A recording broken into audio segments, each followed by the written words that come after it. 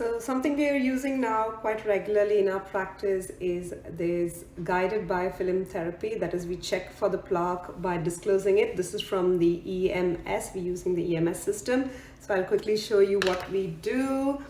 So we've got these come in the form of these pellets, and we use that to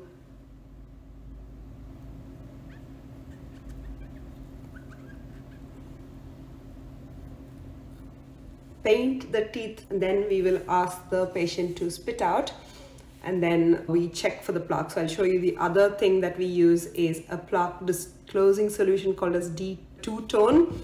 So this is, I've got some two-tone in here in a Dapen spot. We put it on.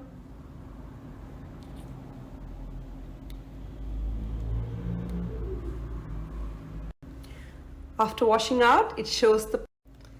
So something we are using now quite regularly in our practice is this guided biofilm therapy. That is, we check for the plaque by disclosing it. This is from the EMS. We're using the EMS system.